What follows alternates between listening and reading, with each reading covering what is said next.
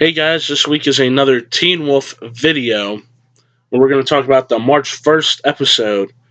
And the episode was so intense, I actually had to keep notes on my phone. I know you can't see them because of the screen, but literally over a page of notes on my phone about the episode of Teen Wolf.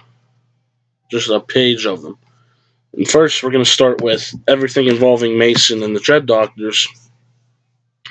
And some of the stuff we'll have to talk about because it'll tie into other stuff I want to talk about. But we're going to start with Corey telling Mason he believed Mason was the Beast, and this caught me off guard for the fact Corey was trying to keep Mason away from Scott and Liam because he didn't know what they were going to do when they found out Scott and Liam was the Beast. He tried to say Mason wasn't the Beast, and then he tells Mason, well, you knew all this stuff about the Tillier occurrence, and where were you when this was happening, and I think you're the Beast, more or less. And then what happened right after that was the Dread Doctors coming after Mason, and they just kept repeating Mason over and over again to him, which caught me off guard a little bit with why they weren't saying like success or condition, whatever. They just kept repeating Mason, Mason, which proved they were after just Mason, and they weren't going to stop until they got Mason. But that happened, and then along those lines, I was wondering what the hell they did to Mason when they jammed that thing in the back of his neck, what that was achieving. But we found out the thing that was in that tank that was in Mason's neck was the soldier, German Alpha. And I don't know if it was really an Alpha from Germany or if it was the body of Sebastian Vallee.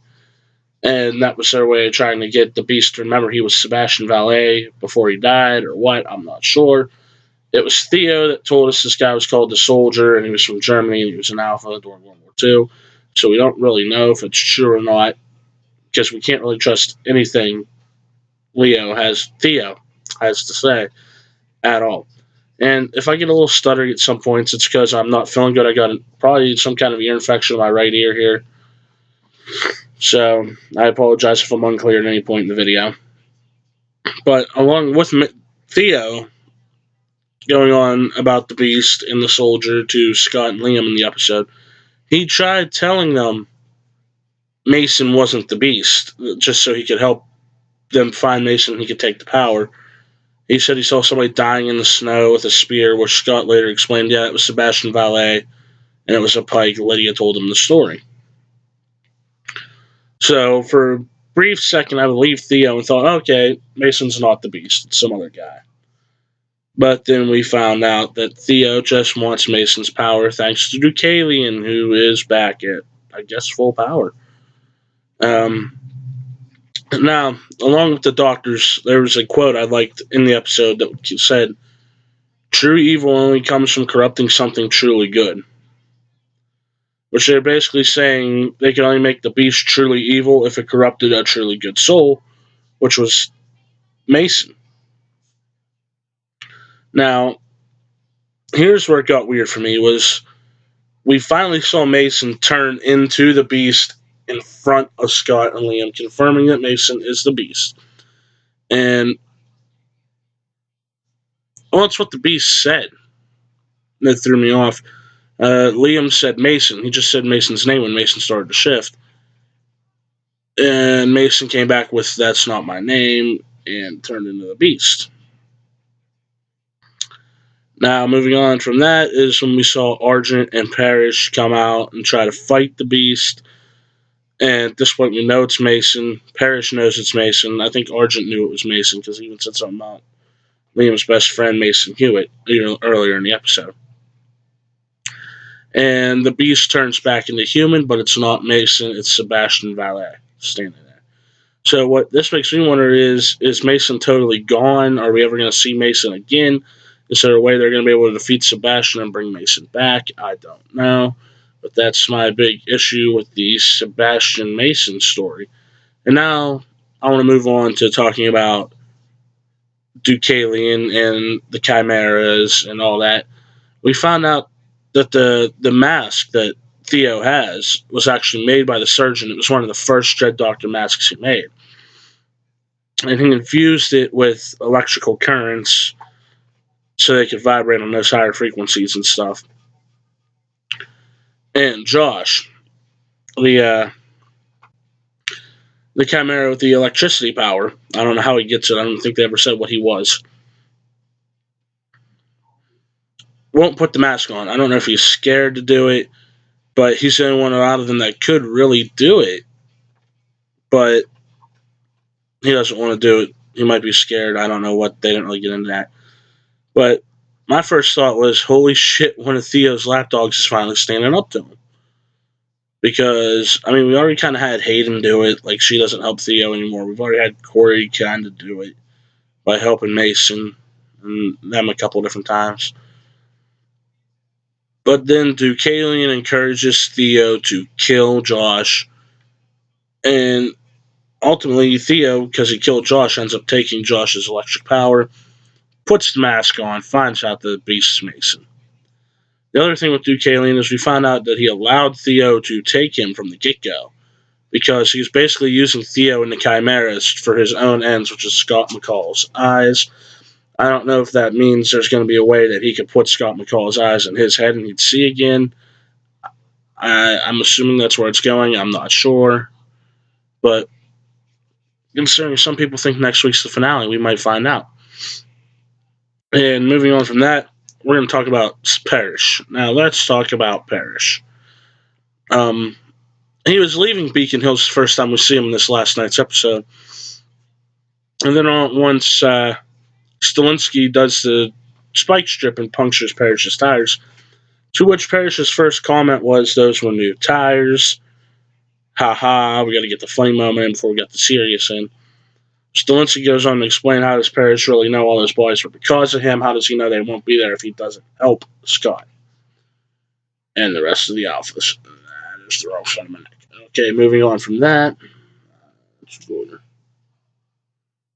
We talked about Parrish and Lydia at the Nematon, in which Parrish sees Lydia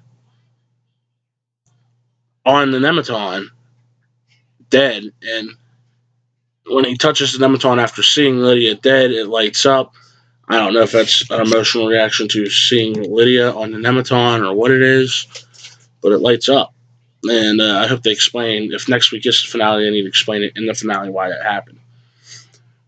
Moving on from that, we have everything involving Scott's package Scott was involved in or wasn't involved in the episode. Now, I want to first talk about Brayden and Aaliyah seem to become this super wonder tag team now, just to go after the Beast. And they come to Styles and they say, oh, well, we think not the Beast, the Desert Wolf.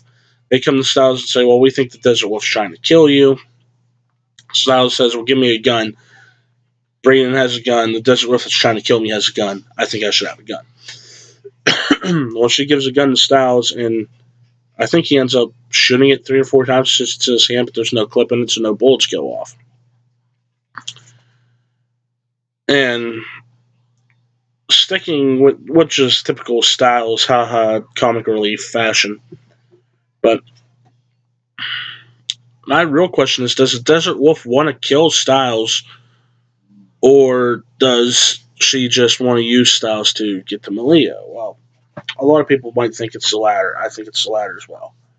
But moving on from that, we go to, where did Kira go? Now, they said you need some kind of power to rebuild your sword. Kira's dad tells her. Kira leaves. She's leaving a voicemail, presumably to Scott, saying, hey, I want to help you.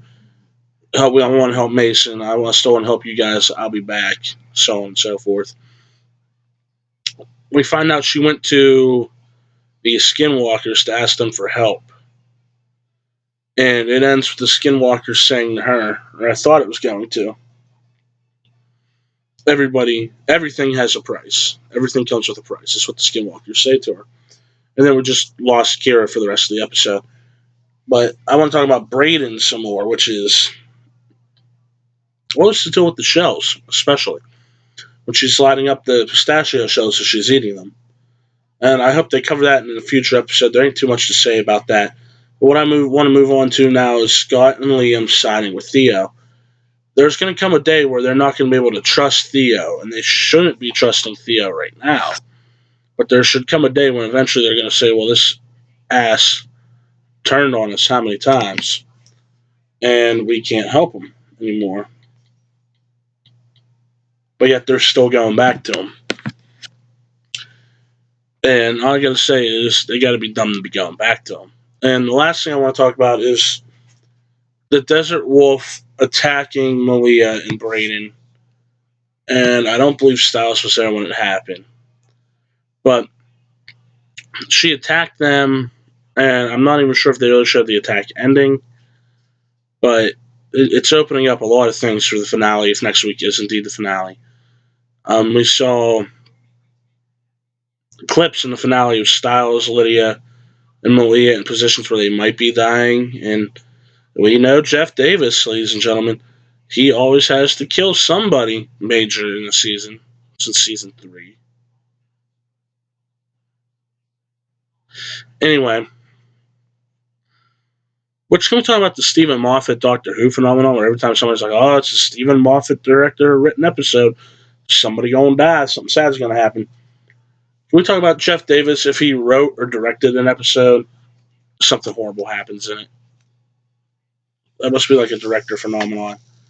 But anyways, that's it for this week's video about Teen Wolf. And if you have anything to say, add, talk about, downgrade in my video, leave it in the comments. Make sure to like and subscribe, dislike and subscribe, dislike, like, or comment, and follow me on the other social media that is always listed in the description of the videos.